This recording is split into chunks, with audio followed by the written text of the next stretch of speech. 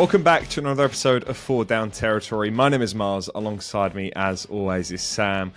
NFL action after Thanksgiving really heats up this playoff push, Sam. And I feel like that's going to be the theme of this episode. It's going to be who is making the biggest playoff push in the NFL. You're no longer wearing Rams gear, Sam, after you jinxed them this week and knocked them off the one seed. Yeah, well, I've got the Ravens jumper back on because I almost feel like, I was going to say, I feel like the football gods saw me put on a Rams jersey and said, you can't be doing that mid-season. So, I cursed the Rams and they lose. The Ravens lost anyway, as if to smite me twice. So, I'm a Ravens only fan this week. I was fully prepared to join you with the Rams jersey for this week, but obviously with the loss, I can't go on and represent a losing team. So I sent a joke into our group chat, didn't I, where I was saying like it seems like every time I say a team's the number one team in the league, they lose next week.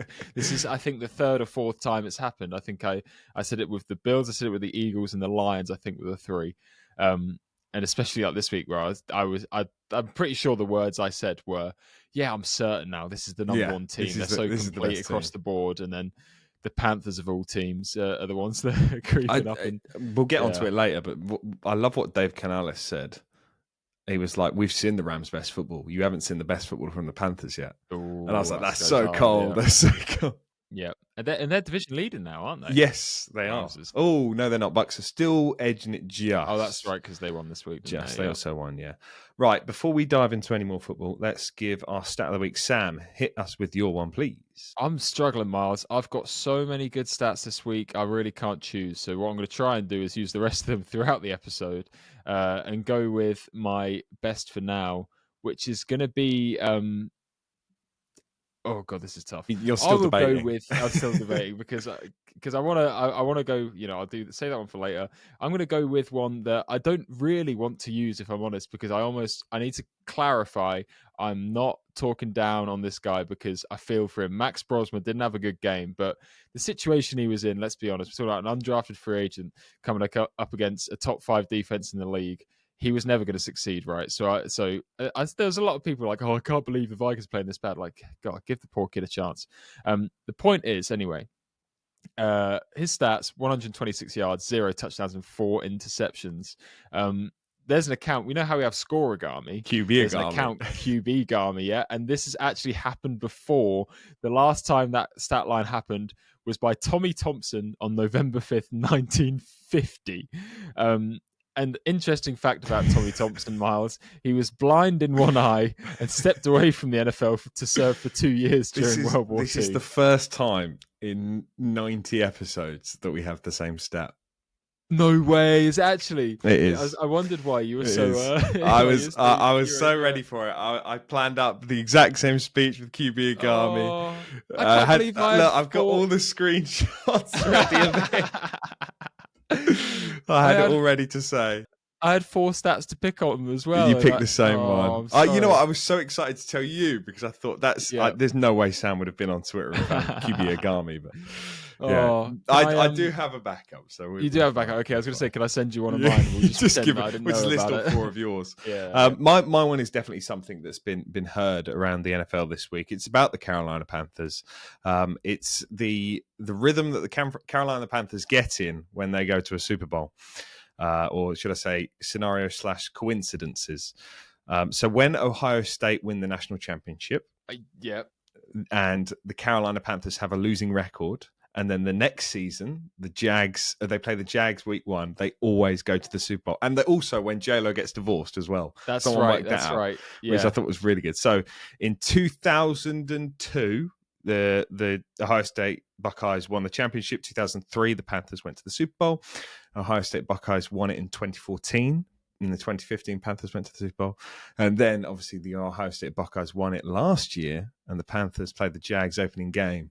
And they could be heading to the Super Bowl again. I remember this stat from preseason, and it was like, it's really a shame weird. This won't carry on. And now we're thinking about, like, hang on a second. There is a chance. Gosh. It's a very slim chance, but it'd be very cool. A chance is a chance. Hey, all you have to do is get yourself in the playoffs. That's all that matters. All of these teams sat around those lower wildcard spots. It doesn't matter. Like if they're in the playoffs, they're in it to win it. We've seen it before. We've seen Eli's Giants. We've seen Flacco and the Ravens, where they climb through that from that wild card round, beating the top teams that they weren't expected to beat, and going all the way and getting a ring. And while I don't think the Panthers are a Super Bowl team, all they have to do is play their best weeks of football in the playoffs. Like Dave Canales said, if we haven't seen the best from Carolina and they just knocked off who we think is the number one team in the league, what's to say they can't go to the Super Bowl? It's just the Which coldest sounds line. wild. I I know, can't believe it's I'm saying crazy. that. I would love, especially after what we saw from the Panthers against the San Francisco 49ers, because they really struggled in that game. And then you look at how they weren't just relying on one phase of football. The offense was executing brilliantly. Obviously, you look at how well Bryce Young played on fourth down. I thought he was brilliant there, able to find Tetairoa McMillan. You look at how well the defense played.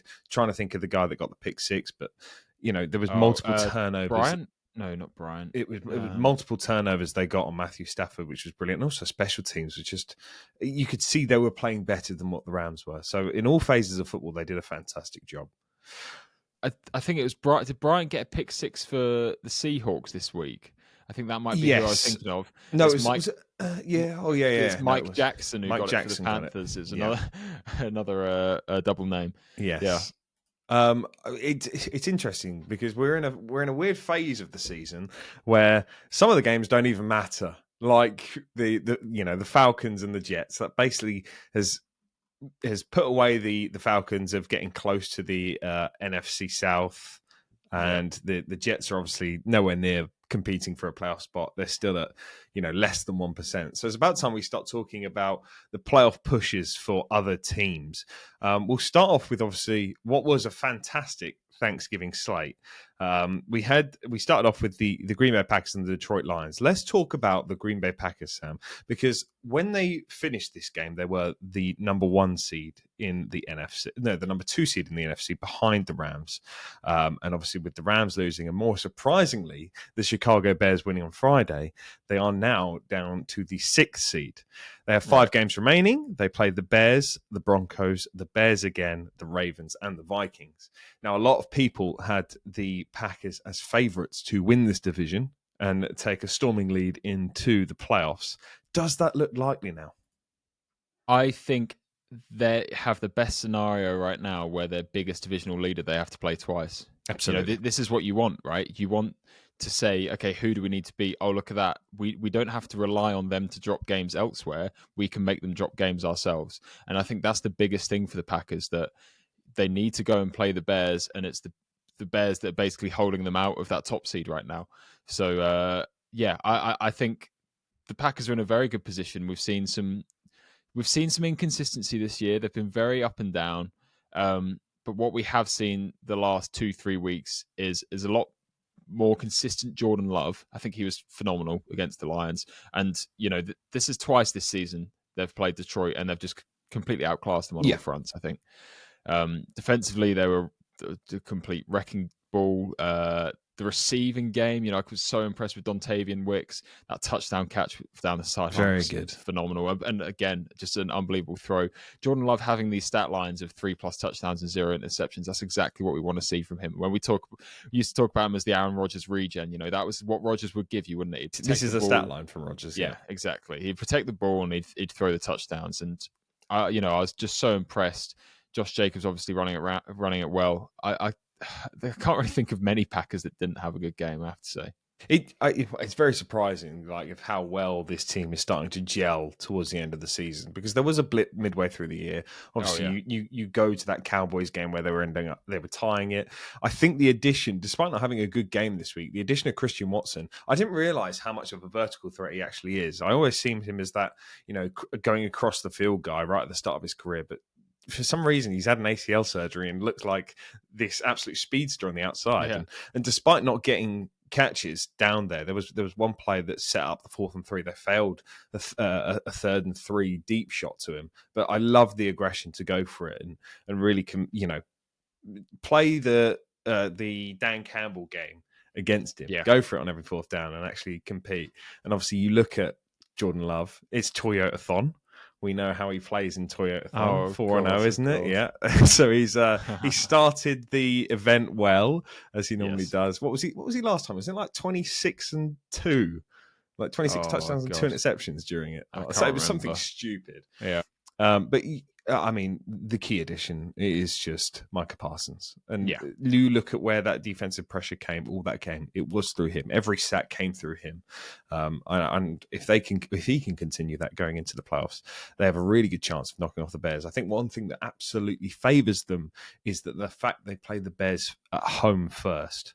They'll be yeah, able to get the one over them early, and then they'll take it into Chicago. It comes into that weird time where the game times aren't even set, because primetime games later on haven't been decided. And I can right, guarantee you that game will be in primetime. yeah. You can see it of like Sunday night football under the lights, that cold Soldier Field, and it will just be it'll be a low scoring game, and it's going to have so much pressure on it for these two offenses to actually go out there and perform. And both are performing very, very well, absolutely. Yeah, 100%. And like, just going back to what you said about Micah, this is the trade that teams want to make to go from playoff teams to contenders. They talk about the big move, and Micah was the big move, and it was just whether he would be able to apply himself to the team, whether it would make that much of a difference. It just clearly has. He's stepped up so much in these big games, and it's not just the 2.5 sacks; it's the 3 tackles for loss. He's third on the team in total tackles. He's just everywhere making an impact. 4 QB hits. Poor Jared Goff spent a lot of time on the floor this game, didn't he? And we're talking about a good Lions O line, a bit banged up, Mm-hmm. but they weren't really able to protect him, and it you could tell it was throwing Goff off his rhythm. He missed a few throws. I think there's a big 4th down where he had a missed throw on it. But yeah, overall, the Lions. It was worth looking at, obviously, Amon Ra's absence, and I actually haven't seen. I don't know what you've seen from his injury, but I can't lie, it didn't look good, did it? It He's not didn't. practicing. Is he completely not practicing? So won't practice Tuesday, but the wideout could still be available for Thursday's game against the Cowboys. I don't think he will be. I mean, Oh, I to be wouldn't fair, this risk is it on a Amon Ra short we're week. talking about, though, right? So this guy will play through and torn what was it he Labrum, had wasn't it, or last season? something? Yeah, yeah, I think Something so. ridiculous. Yeah. He was torn. He's playing through. I think wasn't it side muscles? I can't remember. Lateral, wasn't it torn? Not lateral. Hang on, That's not I'm right, going on his yeah, Wikipedia to find please out. put me out of my misery. Yeah, it was. But yeah, the fact that he'd torn a muscle and he played the entire season. Oblique, that was it. Torn oblique, wasn't it? Torn oblique. I'm still trying to find it, so you're probably right. Right. Well, playing through that anyway shows just how tough he is, and I just feel like it looked like a season ender in the way he was folded up on by not one but 2 offensive linemen. Those tend to be the kind of injuries where they end up missing significant time. But I tell you what, it's nice to see that JMO, after what we'd said about how much we want him to step up and play as that really well, like that great wide receiver 2, he got given number 1 opportunities and he made the most of it, didn't he? It's that vertical threat again, like having the speedster on the outside and one that you absolutely get involved in the screen game as well. He's brilliant at that. Get him in the open field and he can really thrive. I'd just love to see it more. 10 targets is what this guy is capable of achieving in a game. And, if he's able to grab 7 of them and go for 144, that's fantastic. Keep to that line. You've done very well. It was nice to see Isaac Teslar in there as well. But, you look at the Detroit Lions and what they've got going on for the future, or should I say for the rest of the season, obviously the Cowboys game. And I don't think people realize how big of a game that actually is, because both teams are sat outside of the playoffs. They're currently the 8th and 9th seed, respectively. It is obviously in Detroit, which favors the Lions. But I'm really not writing off the Cowboys in this game. You look at how well that offense is operating and how the Green Bay Packers are able to expose the Lions defense. I think we could see a very interesting matchup here, and I wouldn't be surprised if there's an upset coming. No, I wouldn't even. I go as far as even to say that it's not entirely an upset anymore. I think the Cowboys spent so long at the start of the season with such an offense heavy team where they was putting up the points but they couldn't get any stops. Now they've really figured it out on defense, it feels like, and I feel like they're genuinely one of the more complete teams in the league. I think the problem is that the painful start to the season has slowed them down so much. I don't think they'll be able to make it back. The NFC is it's such a juggernaut right now, right? It's a gauntlet just trying to get into the playoffs, even as the 7 seed. I mean, one of my favorite stats I saw today was about the Niners, saying that the Niners are one game away from having the 1 seed, but also a loss away from missing the playoffs. Like that's just how close it is at the top. You know, they're Wow. sat at 9-4, and they're in the 7 That's quite seed. impressive. You Yeah. just can't believe it, can you? So when you think about the Cowboys in this position, you know they're 6-5-1. Current playoff probability is 17%.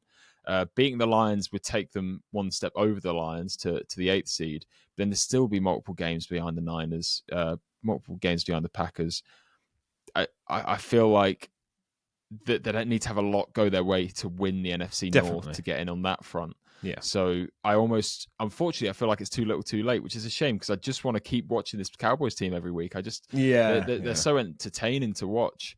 But yeah, I think on the Lions front, I'd almost. I mean, I know what I'll be saying at the end of this episode. I'll be saying that the Cowboys are going to win it. I can't lie. I was just looking at the spread there. It's only 3 points, and you're right. That's not much of an upset in my opinion. If I'd be willing to take the Cowboys at +3. I think that's quite a reasonable gap for them. I love what you said about the defense finally coming together, because it's the fact they've finally got players back from injury.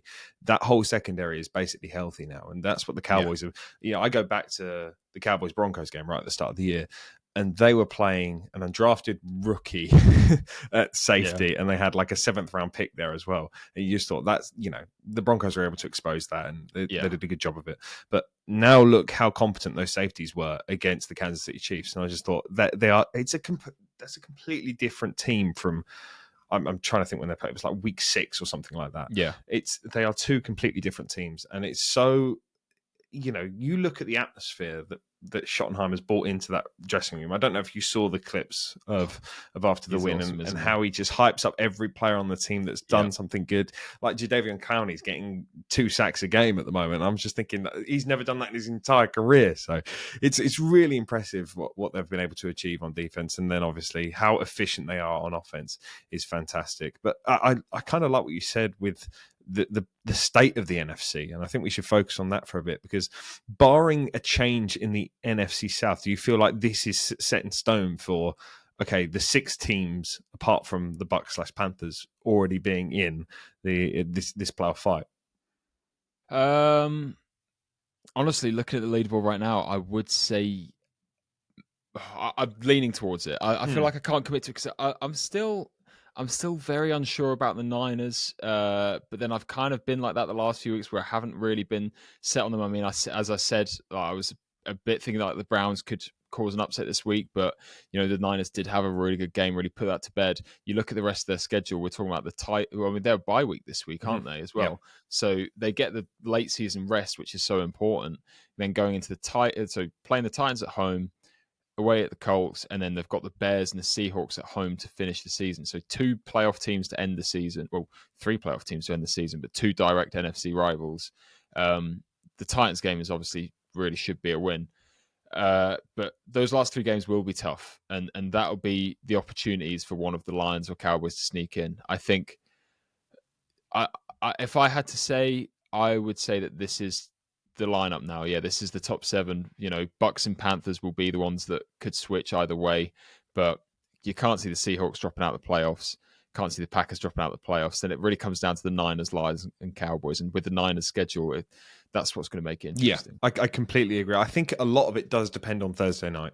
If the Lions win and they make it to 8-5, then I really feel like they can push not only the Niners, but also they will push the Lions right to the end. They'll push. They've lost 2 against the Packers, and I feel that's just not enough. If they can get, because they've already got 1 over the Bears, if they can put pressure on the Bears for that number 1 seed, or if that division title, that'd be very good for them. But I completely agree. I just feel like that Seahawks defense is just. I think it's the best in the league. I think it's so good to watch. And then obviously the Niners, you say the favourable schedule will help them, and I completely agree with that. But I just feel like they're also a very good team, and they kind of don't get a lot of credit for. Sorry, the Niners. Yeah, the Niners. Sorry, yeah. And I just feel like I know it was against the Browns, but watching them, they're just a complete football team. And despite all these injuries, they are winning these, ground and pound football games. That's what matters in the NFL. Well, I'm glad you make the point of them not really getting the attention for it, because I don't feel like I'm really paying attention to the Niners this year, I'm just suddenly looking up at the playoffs and going, hang on a minute, they're on 9 wins. Where do they get to here? And it's just because, Mac Jones did an unbelievable job coming in as the backup. CMC's been absolutely phenomenal all year. And like you said, so many injuries. Luckily this year they had such a deep draft class. I think they've had some people step up. Guys like Upton Stout in the third round who've been phenomenal for them. But it just shows that, they are a very complete team. They're not even at their best with the injuries they've had. So they've done a phenomenal job to get themselves this far. And, if they go into the playoffs again, it's one of those things where they're a well-run team. Anyone can win. They obviously won't be having that home game because of the state of the NFC West being such a powerhouse. Well, saying that, actually, I mean, it's so as things stand, it would be the 7th seed Niners versus the 2 seed Rams. But we know how well this Niners fandom do travel. That's and true. They do make that stadium basically a home game. So I'm thinking this as a Rams fan. I'm like, looking at at this lineup and going, I do not want the Packers to be the one traveling down to Los Angeles to come play us in the first game of the playoffs. I need that number 1 seed to get the bye, because I feel like it's going to be a lot harder for San Fran fans to turn up in Soldier Field, for example, and really make that a home game. Whereas we've seen it before. You look at that, even the NFC Championship that the Rams won in 2021. That was basically a Niners home game. There's so many other scenarios where it's been a Niners home game. So, I wouldn't write them off, even that first game being the 7th seed. Yeah, no, 100%. I think that's the thing that on both sides of both conferences now, the 2 seed is not safe. And, I had a good conversation with my housemate about it the other day where we were talking about, I was telling him how, because he's a recent fan and he didn't realize that it used to be 6 playoff spots. So I was explaining how when the 7 seed came in, there was a lot of backlash, wasn't there? Because a lot of people were like, well, the 7 seed isn't good enough to be a playoff team. And, they're just going to the 2 seed and 2 seeds getting a free win. And we saw that multiple times whether it was, obviously last year Cowboys Packers, but then Cowboys Packers was the first one, wasn't it? Mm-hmm. The first 7 seed to get that win. Yeah. Outside of that, we haven't seen too many, tough games for the 2 seeds. But this year, I almost feel like the 2 seed is a worse spot to be in than the 3 seed, because even if you look at the AFC right now, where the Broncos are, Broncos Bills is the current matchup, which would be a repeat from last year, just flipping the home advantage. But I don't like that at all. No, exactly. I think it's let's move on to the AFC, because I saw a great stat of the AFC quarterback, the playoff quarterbacks at the moment and their playoff wins, and it's obviously Drake May 0, Bo Nix 0, Trevor Lawrence 1, Lamar's on 3. Justin Herbert 0, Daniel Jones 1, and then the 7th seed Josh Allen with 7 wins. Yeah. And you go, if anything, I don't want to be playing a quarterback that has 7 wins already in the playoffs in the first game. And you look at the current standings, the Broncos are at 99% chance of making the playoffs. But if you compare schedules from the Broncos to the Patriots, it's going to be very tough to beat the Patriots to that number 1 seed. Yeah, and the thing as well is, just outside of the top 7, we're talking about the teams on the bubble being the Texans. The Steelers are currently the 9 seed, but obviously 6-6, we kind of expect them, if they're going to get in, they're getting in because they're going to win the AFC North. The Chiefs and the 10th seed, which is just still unfathomable. We can't even believe that they're that far out. But the one I want to come to is the Texans, because obviously at the 8th seed, 1 game behind the Bills and Colts currently, and Chargers even. So they're very much set to either take a wildcard spot or even go and win the division. They're in quite a favorable position in terms of their remaining schedule to go and win the AFC South, which would put them as the 3 seed. I don't want to see Houston hosting a playoff game with their defense, but even as a wildcard team, if they were to come in as the 7 seed and go and play anyone in the AFC, I'd almost be thinking, hey, this Texans team could really have some upsets. I mean, we saw them last year where they were really, let's be honest, they were poor last year, weren't they? In the final stretch of the season, they were not a good team, but they had a defense that was playing good enough at that point to get them into the playoffs. And then all that happened is in the wildcard game, they turned up, and that defense had the best game they had all season. Forced, 4 interceptions for Justin Herbert. Something crazy. Put the Chargers under complete hell. and got themselves a playoff win out of it. And that's all it takes. Again, I'd say it a million times. All you have to do is turn up in the playoffs.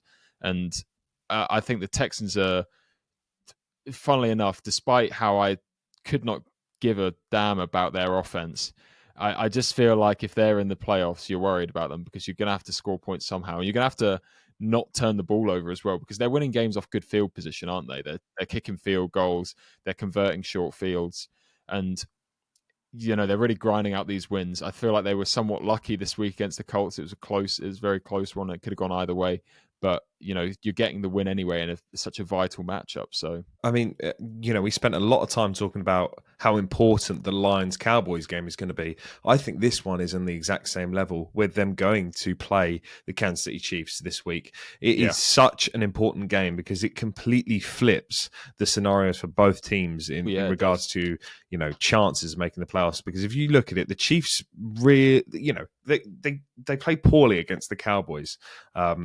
Defense giving up chunk plays, left and right. And you look at who they have to beat to get into the playoffs here. It is I almost said San Diego. It is the LA Chargers. I'm looking at kind of the standings as it is now. The Chiefs on 6 wins, the Chargers on 8 wins. I'm going to pull up quickly if they play each other again. They do. So they have the Texans Chargers. If they win back-to-back games there and the Chargers fail to win this week, they sneak in there, taking the Chargers' place and then, jumping the Houston Texans. So this game means everything to the Kansas City Chiefs as well.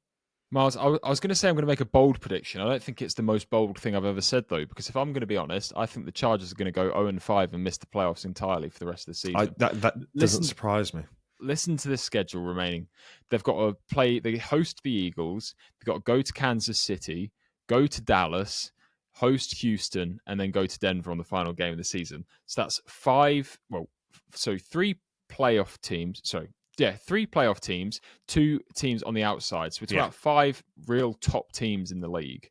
I don't know. I don't see him winning any of them. I think it'll either be you're bang on with them going 0-5, but even if they win 3 and sneak into the playoffs, we'll be saying this team is serious because they have gone on to beat 3 playoff teams to get in. Yeah. And I think it is, Justin Herbert has to go out there and prove it that he can carry this team into the playoffs because it's not the supporting cast that you expect this team to get into the playoffs. You're relying on the sole hope of number 10 just to carry you in there. And I think if you're going, if you're demanding this money, it's the same for like the Jaguars, it's the same for the Ravens and things like that.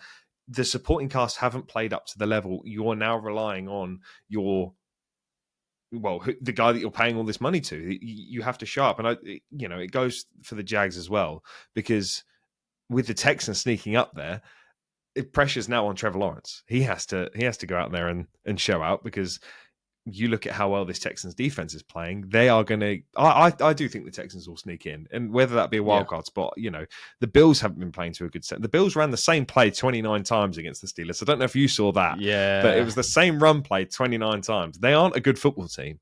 So I think the Texans could sneak in over the Buffalo Bills. It is kind of crazy to think that there is a very realistic reality, I can't believe realistic reality, whatever, in which Buffalo and Kansas City don't make the playoffs. Like, this is a genuine thing that we could see this year, which is so unbelievable. For so many years, it's the AFC runs through Buffalo, the AFC runs through Kansas, all this stuff. I can't believe that we could even see, we could tune into January football and there's no Josh Allen, there's no Patrick Mahomes. And I think if that says anything, like you mentioned earlier about QBs and their playoff wins, it brings so much excitement to those guys because they know that they're not having to face this whole idea of they have the playoff experience. They talk so much about the QBs that have been there and done that and gutted out wins because they have that playoff experience. They don't have the nerves. I think if I'm, like you said, if I'm Drake May, if I'm Bo Nix, hell, if I'm Trevor Lawrence and Justin Herbert and them two are in there and they're thinking, I know I need to put some playoff wins on my resume because I'm, I can see the social media talk and I can see what Sam's saying on FDT and he doesn't believe in Trevor Lawrence and Trevor Lawrence needs to go and get himself some playoff wins. Now's the time to do it. This is the perfect year for us to see a completely new team out of the AFC. and it's so exciting. It reminds me a lot of 2021. And I know the Kansas City Chiefs were obviously in the mix of 2021, but it was obviously the Yeah. Cincinnati Bengals that came out of it. And it started this run of, right, we have 4 elite quarterbacks in the AFC that are going to be competing for the AFC Championship every season. And now that tide is already turning with these younger second year guys currently in the 1 and 2 seed. You have the 4 regular ones, that being the Cincinnati Bengals, the Kansas City Chiefs, the Buffalo Bills, and the Ravens. Only one is currently leading their division out of them 4.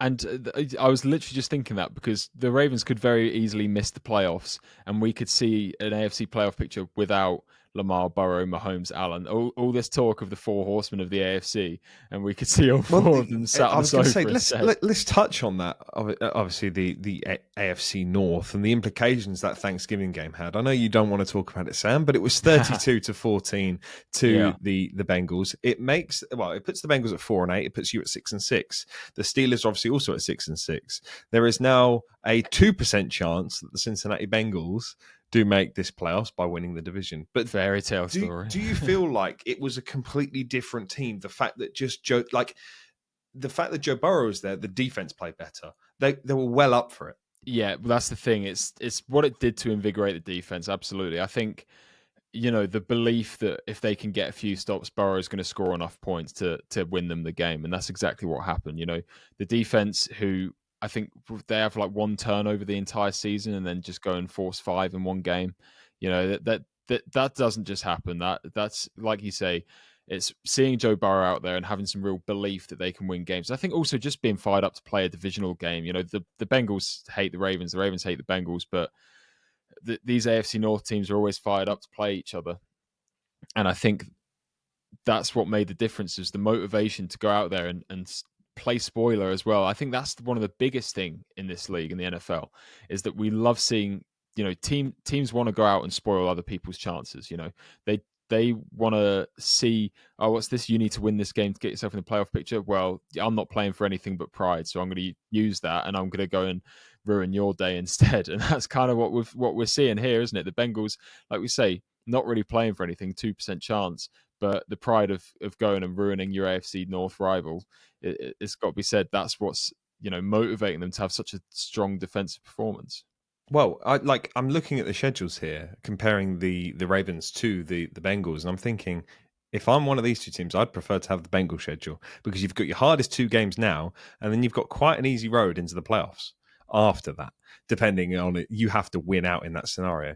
Obviously, the big 2 games being the Bills and Ravens. If you win them 2, you're laughing. If I look at the Ravens schedule, you have to play the Steelers twice. That will obviously play massive impact onto the standings. You have to play the Bengals again. You have to play the Patriots and the Packers. And like we said, that is, 2 teams currently in the playoffs. You've got 2 against the same opponent that's chasing down the division title, and then you've got this rejuvenated team of the Cincinnati Bengals chasing you down as well. Yeah, it's going to be such a tough run in for Baltimore. We knew. I mean, it's been the schedule all season. We knew it was the tough opening slate. We had a nice little gap in the middle where we had some games we needed to win, and that closing run into the playoffs was going to be difficult. And like you say, the Steelers game is going to be massive. Same record. If whichever team goes 2-0 there, probably is going to be in the playoffs as the AFC North champs. 1-1 split obviously makes it such a difference for the rest of the games. I was just going to have a quick look and see who the Steelers have in their running, because I think they have to play the Browns yet. Yeah, so they have the Ravens, Dolphins, Lions, Browns, Ravens. So if we're being honest, if we were to order it, Bengals have the easiest schedule, Steelers second, Ravens have the hardest. So absolutely. If the Ravens are going to make it into the playoffs, it's going to be a tough road to get there. I was very rude just then, because I haven't included the surprise package of the Cleveland Browns sneaking in and taking this division title. They still have a chance, Sam. It's currently less than 1%, but you can win a division title going with a losing record. Surprisingly, it's been done before. I think that the Beastquake game was that Seattle Seahawks team had a losing record. Were they? Yeah. So what happened? It's a chance. Was it not the AFC South? Did we not have the the That wouldn't Titans or the surprise Texans me. getting recently at 8 and Yeah, 9. I that wouldn't can't remember. surprise me. Yeah, There was a time where that division was very poor, so yeah. it's happened in the past. Um, we kind of went over, the NFC, but I want to touch back on it, mainly the Black Friday game, because Oh, of yeah. how impactful that game was on the current standings in the NFC. It completely shook it up because the Eagles go down to the third seed at 8-4, and the Chicago Bears are currently the number one seed in the NFC. Who would have thought that 13 weeks into the season? Certainly not me, Sam. So all you have to do, Mars, is just go back to the first 2 weeks of the season. And so our 2 1 seeds right now are the Patriots and Bears. Now, the Patriots' first 2 weeks of the season, they lost to the Raiders, and they scraped a win against, I can't remember who it was now. Who was it? The Dolphins. That was Yeah. it. They beat the Dolphins by 6, and that was the game where fourth quarter was going back and forth. Didn't know who was coming away with that one. So the first 2 weeks of the season for those two teams were pretty bleak, if we're being honest. Yeah. And all I have to do is call back to talking to our brother who's a Patriots fan about it in the early weeks of the season, and he said, "Yeah, we're winning games, but we're not getting anywhere." Yeah. And he's obviously, it was like, we're not getting anywhere. There's mistakes here. We're not looking good enough there, and it doesn't matter. We're not good enough. And now look at the way these two teams have just trended in an upwards trajectory throughout the year, and on obviously the Patriots are just absolutely flying. Was it 10 straight wins? I think now the Bears 5 straight wins, and knocking off the Eagles in such a fashion where the one thing they just kept repeating on commentary was, this doesn't feel like a one-score game. This feels like a 30-point game. It's Yeah. the Philly fans were turning on the Eagles, which I can't lie was music to my ears. I really enjoyed it. The way the Bears were just so dominant, stifling the offense. The run game was unbelievable. We're talking about Jalen Carter and Jordan Davis, one of the best defensive tackle pairs, just getting moved like they're not even there. 200-yard rushes, which I wish I'd kept the stat. It was the first time since Walter Payton did it with, I can't remember who the other guy was, but we're going way like back into 85. the Bears, exactly. So, putting themselves into the history books with that one. Caleb, the box score isn't flashy, but he did what it needed to be done. He made some really nice throws. The touchdown was great. I'm very impressed with the Bears, and I didn't think I would be. I thought, again, we go back to those first 2 weeks, we saw them get absolutely hammered by the Lions, and we're thinking, okay, it's just too early. There's a lot of preseason talk, wasn't there? Ben Johnson's system's too complex for Caleb, or it's not going and they're not gelling together. They just needed time. That was the one thing I kept saying. They just need time. They had the early bye week as well, and that was where it was going to benefit. And what we're seeing now is Caleb looks a lot more comfortable, and Ben Johnson's dialing up as he did as well as he ever did in Detroit. Man, I think the Bears are a very impressive team going into the run-in now. You're absolutely right. It's every component on that team or on that offense is thriving in this current state, and I think that doesn't get said enough of what Ben Johnson's been able to establish with this offense. We need to say this louder. They put 200 yards rushing on the current reigning Super Bowl champions. That's so impressive. That just doesn't happen, does it? I think what Ben Johnson does so well is the pre-snap motions with the near side tight end to create beneficial blocking for the running back lanes. I think that is so important. There was a great breakdown from, I think, Dan Casey that he put on his Instagram of how these lanes were opening up just by motioning Cole Kmet and Colson Loveland into these beneficial positions. It speaks volumes to how this guy is just one step ahead of every defensive coordinator. He's so smart as an offensive play caller, and Caleb Williams is absolutely benefiting from it. The fact that they can open the play action game from this. You look at that touchdown that he threw. Was it to Cole? It was to Cole. Yeah, Kmet, I think Kmet, it was. Yeah, that throw was absolutely amazing, and you've said it week in, week out. He operates better outside of the pocket. Yeah, when he's just got to throw off balance and almost just flick it into the end zone. That was an amazing play from him. And if the Chicago Bears can continue to do that, they will put real pressure on these Green Bay Packers to sneak into the playoffs.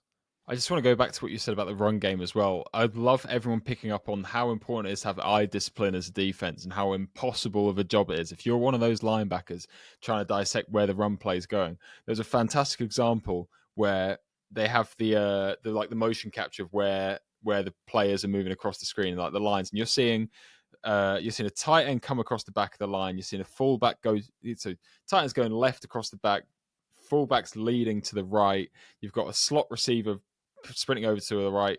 You had your wide receiver in motion coming behind the quarterback. So there was basically it could have been a reverse. It could have been a misdirection. It could have been inside zone. It could have been outside zone. It's just that it's so impossible. And you just see Zach Bourne, one of the best linebackers in the league, just frozen. Just where's the ball? Where's the ball? I have no idea where it is. Yeah, and if it's doing that to him, what's it going to do to all these other linebackers in the league? absolutely. So I'm so impressed with that. I think the play design as well is what's phenomenal. The O-line was doing such a good job. They've been unbelievable so far. A lot of pressure lies on these two Packers games, but it's also finishing out against the Niners and the Lions. It's going to be a long shot for the Bears to win this division, but if they do, they've certainly cemented themselves as just one of the up-and-coming teams for the future, for someone that we need to be aware of, that these guys are going to stick around for a long time. If it's Ben Johnson and Caleb Williams together, these guys are going to be on fire for years to come. And by all means, Caleb Williams is going to, if he's playing at this standard for many years to come, he's going to shatter records for the money side of things that he's going to bring in to his back pocket.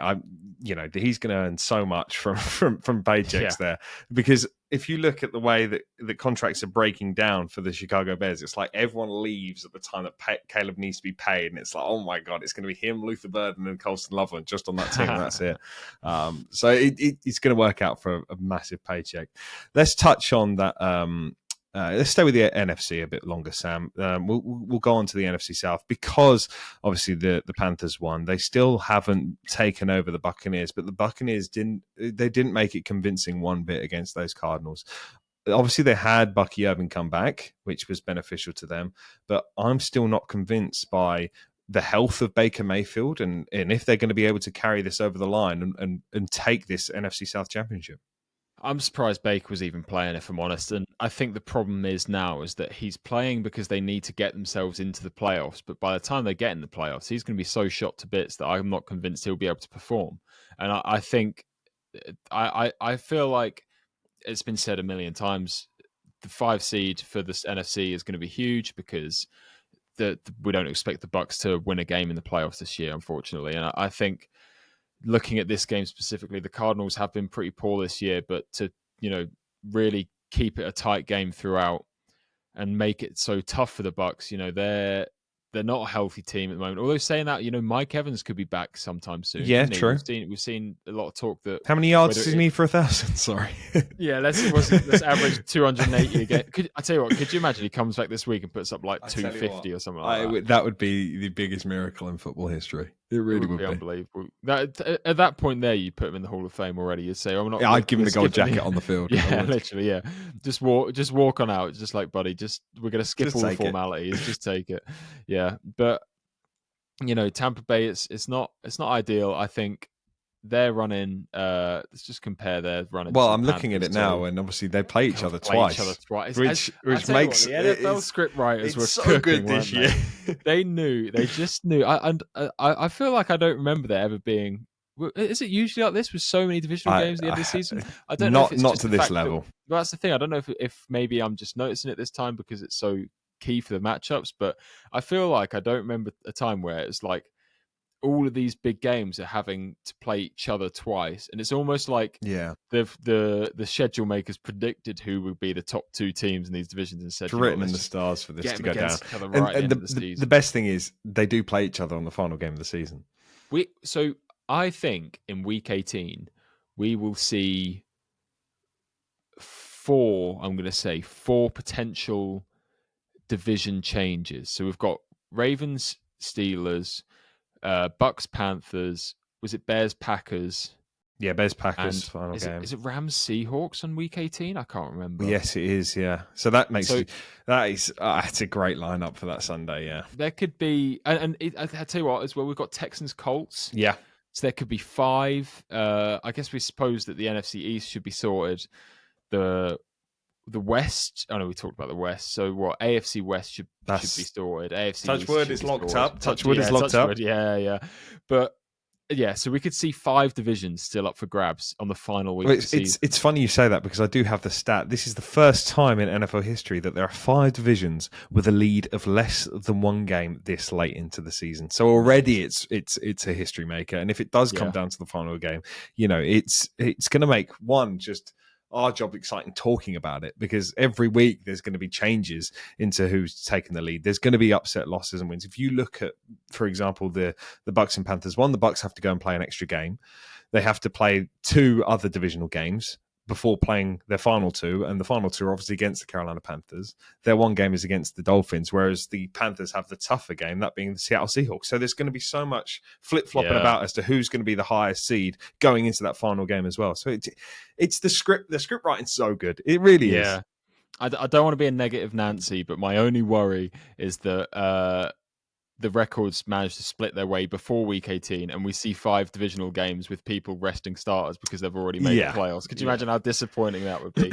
We can just hope that it comes down to the wire and we can get to see some I feel like I'm gonna have to find as many screens as I've got and have all games on the go. Have them all ready.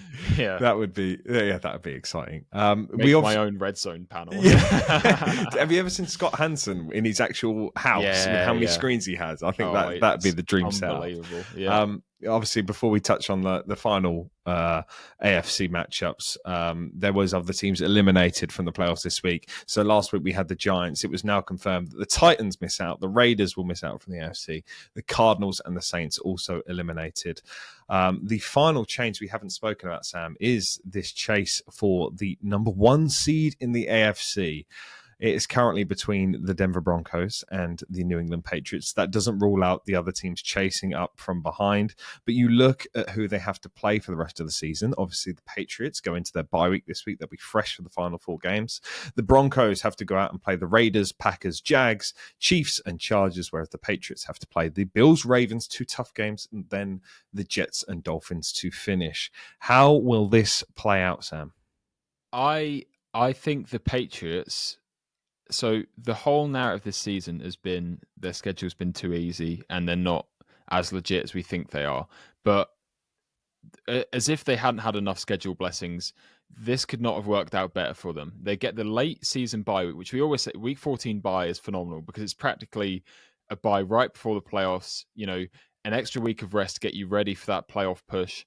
They've got the 2 hardest games straight out of the bye, which they should be, theoretically freshest for, and then finish the season with 2 extremely winnable games being the Jets and Dolphins, which means that realistically, if they can win the tough games and win one of those, which one's first, Jets, Dolphins? The Jets first. They finish against the Dolphins. Beat the Jets. They can go to go play the Dolphins and rest everybody because they could have it wrapped up by then. I that think means that not only do you get a week 14 bye, you get a week 18 bye, you get a wild card bye. Next thing you know, they're in the conference round and they're so rested up that then you start to talk about whether they're going to be rusty, whether they haven't played enough football. But that always comes into account. But the main expectation is the fact that they are fresh and ready to go for a playoff push. I think that's so important. Yeah, I can't even think how the stars are aligning for New England. Yeah, if you look at how their week went out last week with a few injuries to the offensive line and you seeing how banged up they are, it's because they've played so many games in a row. And you look at how dominant they were and how aggressive they were against the New York Jets this week. You really think, wow, this team is not letting any criticism of strength of schedule get to them. They are just playing every snap 110%. I saw a great stat that Christian Gonzalez has not lost a game this season because he missed the first 2 weeks. I thought that's a great stat.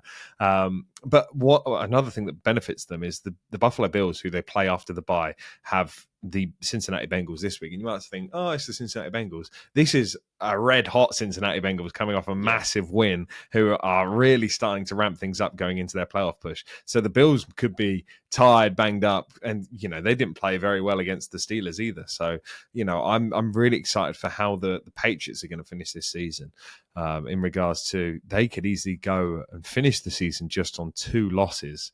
or maybe 3 if they do rest people against the Dolphins, and just be riding high. And I think if they are breaking records for strength of schedule and how it is the lowest ever, but if they can go in there and say that didn't matter at all and go and beat the 4th seed after the wild card week in the divisional round, and then go and beat whoever gets through, let's say it's the Broncos in the AFC Championship game, you have to give them credit. They did it. They still were able to come out of it. So, all credit to the New England Patriots. As for the Broncos, I think the schedule is tough. You've got to go and play 2 divisional games, both teams chasing the playoffs. You have the Green Bay Packers, who, like we said, are in a playoff hunt for themselves. The Raiders is obviously the favourable one, which you have first, and the Jags, again, chasing the playoff spot or their actual division title as well. So it's going to be a tough finish for the Denver Broncos. Yeah, they've definitely got the toughest schedule to finish out the season. So if I had to make a prediction right now, I would be saying Patriots 1 seed, Broncos 2 seed, which, God, it feels like we've gone 10, 15 years into the past. 10 years ago to the day, yeah. Yeah, literally. But this Broncos team, there's a lot of talk online, isn't there? This is the worst 10-2 team we've ever seen. I can see where they're coming from. I can't lie. That these are close games, especially if you look at the last 4 weeks. Not a 3-point win, 3-point win, 3-point win, 1-point win. They've been gutting out these close games, which sometimes is a compliment, sometimes is a negative. In fact, now that I look at it, outside of that Cowboys game, if you go behind that, that's another 1-point win, and then a 2-point win, and then a 4-point win. So we're really talking about close games throughout the season. The point being, though, that they haven't lost a game since week 3, so they are on a roll right now, and you can see that the defense is playing well. Like you say, the remaining schedule is tough, so we don't know if they'll be able to win out the rest of the season, but I feel like they should be able to hold on to the 2 seed. The thing is like I said earlier, the 7 seed is likely to be such a good team. It's going to be a hot team, yeah. How do we feel about the Broncos going 1 and done in the playoffs? Yeah, it's obviously I wouldn't like that, but it's going to be a very tough matchup, whoever they go and play. And I think it's not just that. It's at some point, something's got to change in the fact that games are getting so close where, it's going to flip the other way, where you're going to lose one of those close games, and that could impact your season massively. And I wouldn't be surprised if it comes down to the Christmas game against the Chiefs. But, the sign of a good team is you are winning close games. You look at the Chiefs last season, they won, what was it, like 11 one-score games? Something crazy like that. The Broncos are doing the exact same thing now. And Bo Nix is creating these fourth quarter drives that are winning games. He's just tied this week the most game winning drives in a season for franchise history, which is an amazing stat to have. When you think only of the quarterbacks you've had on this franchise, only 12 weeks into the season as well, 13 weeks into the season is amazing. And also the Broncos, every time they've been 10-2, they've always made the Super Bowl, which is pretty good stat as well. Hey, so I wouldn't mind that at all. So what we're saying with the stats we've discovered this episode, it'll be a Broncos-Panthers rematch in the Super Bowl. There's always the chance. There's always the chance that happens. But I wouldn't mind that at all. It'd be quite nice, but I doubt it'll happen. That basically wraps up the playoff push segment this week. We decided to mix it up this week. I think it actually went really well, where Sam and I were just able to waffle about football, and I think that is our dream, really, just to do that 24/7. You said, Sam, that you have a little segment to finish off this week. I do. Before we get into that segment, and before I get into what I was going to do before that segment, I was just going to say, if you listen to this and you like this format, please let us know, because it helps us. Absolutely, we can think about how we're going to do episodes in the future. What I was going to say before I get into the segment, Miles, is I do have those extra stats that I feel like you've got to get them somewhere. So I'm just gonna get them out there. The first one is about my boy Zay Flowers. So Zay Flowers is currently, it's annoying because the stat was taken after the Thanksgiving games, so it's a little bit outdated. But off the top of my head, I believe he's 16th in the NFL in receiving yards, but he's also 3rd in the AFC. If we want to talk about how good the NFC receivers have been this season, I think it's only Chase and Nico Collins ahead of him. I think that's it. Just a whole bunch of NFC studs. Just that's good. A plethora of pass catches. That's crazy. How good that is. which really surprised me. Yeah, that's And the other wild. one is about one of those NFC receivers, being Devontae Adams. Devontae Adams is on pace for 976 yards and 20 touchdowns this season, Miles. 20 touchdowns would rank him third most by a wide receiver ever, but 976 yards would rank him 962nd ever, which just That's shows that mental. red zone efficiency where What he's not was the yardage guy. what was Randy's Go on. record? What did he get? Randy Moss, 23? 20. I had 23? 24 in my head, but I 24. can't remember. Randy Moss TD record. See what comes up. 23 in 2007 he had. Yeah. That's wild, though. The fact that he's in the conversation of 23 touchdowns from Randy Moss, I mean, that's mental. The fact he had 17 in his rookie season is absolutely that's disgusting. It's absolutely stupid. What a man. Yeah, that's crazy. a threat a receiver if I've ever seen one. Anyway, like you said, yeah, I did have a little idea for a segment, which we'll find that we've covered a lot of it, so we'll very much speed through it. But I want to play a game of contender or pretender, Miles. Here we go. Where I'm going to give you a team, and I want you to tell me if they're a contender or if they're a pretender. Okay? No pressure. So we're going to start off with the Chicago Bears. I know they're sat at the 1 seed, but there's a lot of conversation. Are they for real or not? That's like the hardest one to start with as well, because they're the most 50-50 one going into it. I think if this offense is serious and continues to perform at this level, they will be a contender. It's just their record is so hard going to finish out the season. I feel like if it's going to come down to the games against the Packers, that would push me towards pretender. So I'm going to go with pretender. But you're saying, but right now, regardless of remaining schedule, whatever, just let's just say if the season ended today, like are they a contender? Do you think absolutely? They can make If the season ended today, they'd be a contender. They have the bye week. They'd be the number 1 seed going into it. That's completely reasonable to call them contenders now. But in 5 weeks' time, I would call them pretenders. Cool. Okay, sticking with the NFC, the 49ers, like we talked about earlier, currently sat at the 7 seed, 9-4, contenders or pretenders? Pretenders. If the current standings as it stands, I'm not taking them over the Seahawks. I'm not taking them over the Eagles.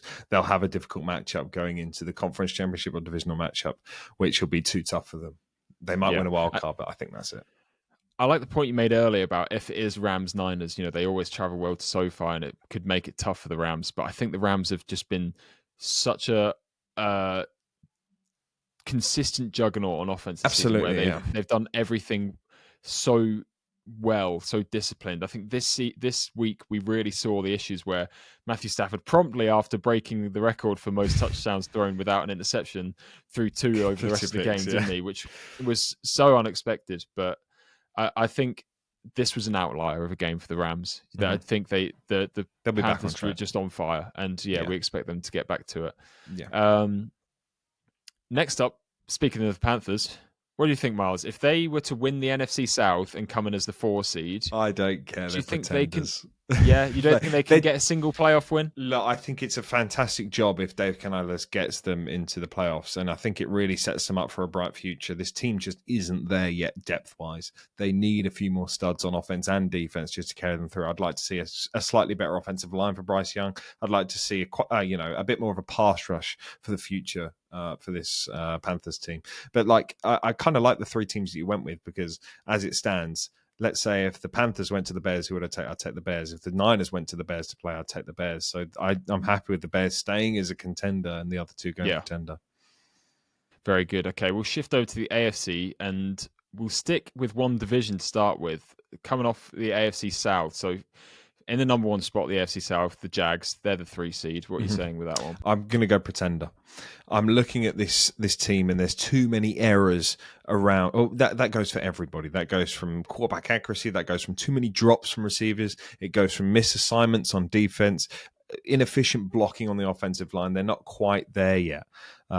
This team will need time to gel. If you look at how the Bears are a great example with the new offensive scheme coming in. You can see them clicking both offensively and defensively. The Jags aren't doing that. They're scraping out wins, and it just doesn't feel the same level that the Bears are doing it. They're only 1 game apart, but I'd much rather watch the Bears play than the Jags play.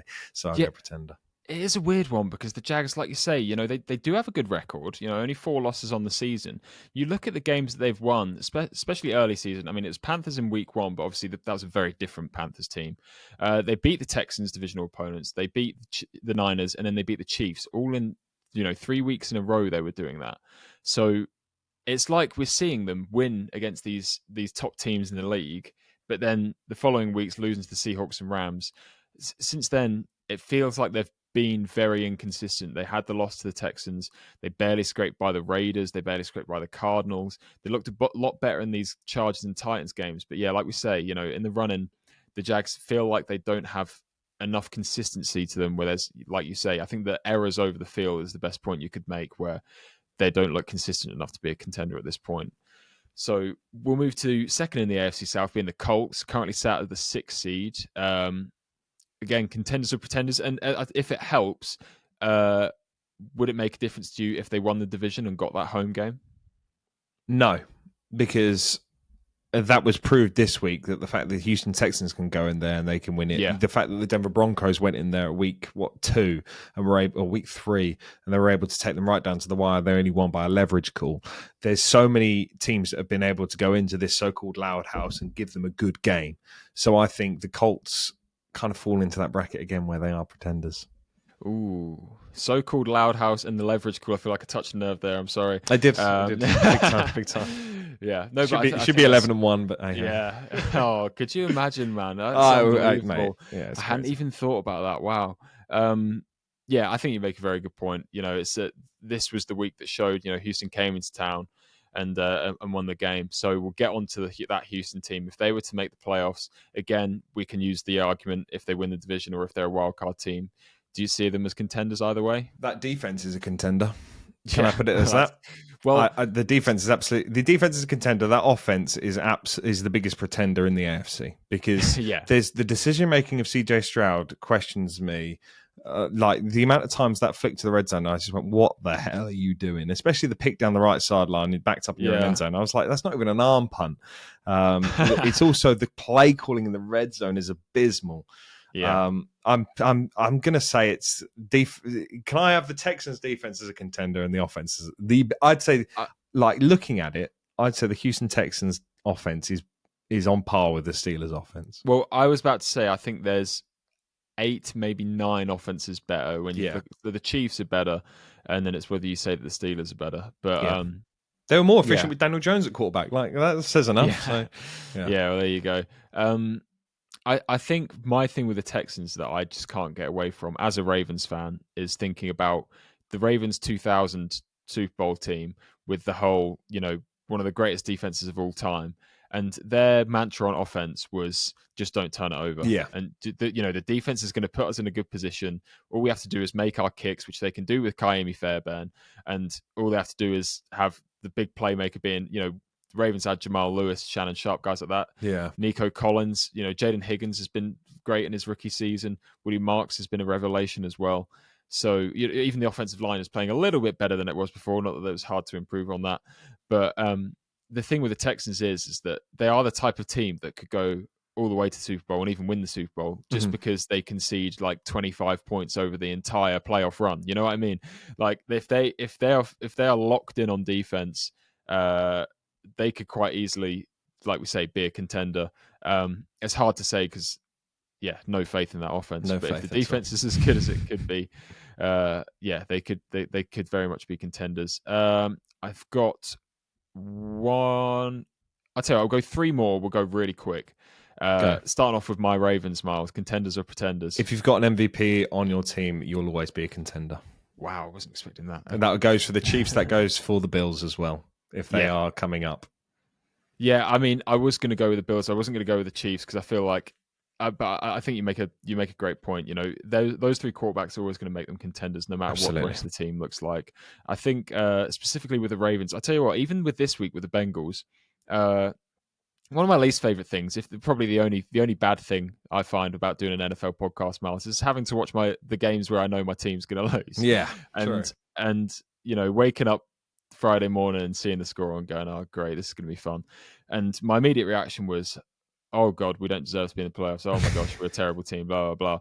But as you look into it, what you realize is it's just one of those games that you were destined to lose because you just played bad, and those games happen, right? We had a million turnovers, but when you look at the how close we were to, Likely's goal line fumble, Zay Flowers had the I would say questionable, but I don't think it. It's a lot of people were very happy for it to be called as PI, offensive pass interference on that touchdown. We're talking about a 14-point swing, which would have brought the game much closer.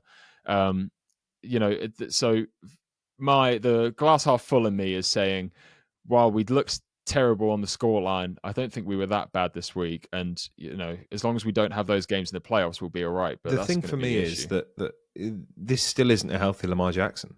No, And I think well, he's got 5 yeah, weeks to get fully ready if he wants to yeah, be a contender going into the playoffs. And this team will mold around that. They can see that Lamar's not playing to the level that we've seen him play at previous seasons because he is restricted at the moment. If you give him 5 weeks, I can guarantee you we'll see a different Lamar Jackson that we saw in Thanksgiving to what we see in the wild card round, all being you make there. So I'm not. You can't write off an MVP. You just can't. no, I'm thinking, have I already written off an MVP? But there obviously isn't one in the NFC. So no. yeah, I'll save myself. I think the only thing with Lamar is while I'm not sure he's 100% healthy, I think one of the biggest issues he's got at the moment is the mental side, where I think there's a part of his brain that's telling him that we need to win these games and that we can't afford to have bad plays. And he's always been a very emotional guy on the field, where you see, the amount of times I've seen him running and getting like 5 yards, and then he could have a chance for 15, and then he slips and falls or gets tackled, and he slams the ball down on the turf because he just knows that he had like a 20-yard gain there, but he wasn't able. And I've seen a lot over the last few weeks where he's getting very frustrated, whether it's with the sacks, whether it's he misses a throw, something like that. And we saw it very much against the Bengals, where in the first half, he was pretty good. He was playing pretty well for the most part, and as the game got away from me, he meant that his head was gone. It felt like, and he wasn't playing well. He was missing a couple throws. I do feel like he needs a good mental reset, and I think if one thing is going to benefit us and help him reset mentally and get locked in, it's the tweet that he replied to. I don't know if you saw. Someone tweeted at him saying we need to have a conversation about Lamar being the most overrated quarterback in the league. I saw that. And Lamar replied to it with like some laughing emojis and like a thank you for that or something like that. Because now I feel like he's going to be locked in, and hopefully that's the case. We said the Bills and Chiefs. Last one would just be the Chargers, which I feel like we're both going to go contenders. Yeah. You can't have that many injuries. Yeah, exactly. Yeah, they're so beat up. It's going to be a tough one. I completely forgot. This could be a very long episode. So we've got some predictions. This is going to be the quickest predictions we've ever done. Ready? Here we go. Yeah. Thursday Night Football, Cowboys Lions in Give me the Cowboys. Detroit. I'm also going to take the Cowboys. Don't care what happens there. Seahawks Falcons in Atlanta. Seahawks, both of us surely. Yep, Seahawks. Bengals Bills in Buffalo. Ooh, too much for the Bengals. It's too much for the Bengals. I'm going Bills. Titans Browns. What a game! Wow, really exciting. Give me Shooter's second win. I'm going to go with the Browns as well. Yeah, we should do it, getting off to a decent start. Commanders Vikings. Don't really care about that. Vikings will win it. Actually, is it JJ? It's probably not. I'm going to go Marcus Mariota. I don't know yet. I will go with the Commanders as well, because I tell you what, Mariota we didn't touch on him. Fantastic game from him. Really gutsy performance. Yeah, really good. Dolphins Jets. Wow, God, Dolphins. These are terrible. Give me the Jets at home. Yeah, Jets at home. I like it. I really like it too. Saints. Taylor, he was fantastic as well this week. He was. Despite every offensive penalty going against the Jets. Yeah. Saints Bucks. Got to be the Bucks. Yeah, Bucks. Colts Jags. Wow, good big game. Pause a bit. It's a big game. Very big game this. Yeah, we've got to take this one into account. I am going to go with the Colts. And this is a huge playoff swing. I think I'm going to go with the Colts as well. They need to come back up. You can't lose 2 divisional games in a row. Yeah. So winner of this, it goes first in the AFC South. Yes. Yeah. Big game. Also a big game. First in the AFC North. Steelers Ravens. Stressing Mars. I don't like this game. Yes. You'll be on the final down pod to predict this as well, which is quite exciting. That's right. Yes. I will be. Yes. I've got to pick the Ravens, haven't I? I can't pick Steelers against my own team. Yeah. Broncos Raiders. Give me the Broncos. Yes. Bears Packers. Going Packers. I can't pick the Bears. Yeah, I really want to pick the Bears, but as we were talking about it earlier, I was saying I think it'll be the Packers. Rams Cardinals.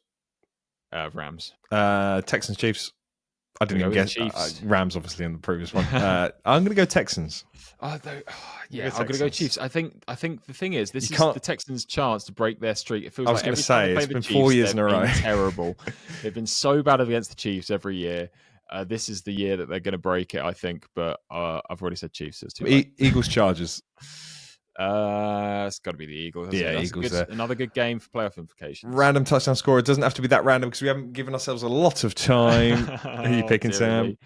I will go with Emmanuel. We've already picked Emmanuel Wilson this year. Wilson. I'm not doing I'm that. going to go CJ Stroud sneak. There you go. That's random enough. Yeah. All right. Fantastic. In that case, I will go with. Gosh, I feel like I should start editing out the pauses I spent thinking about.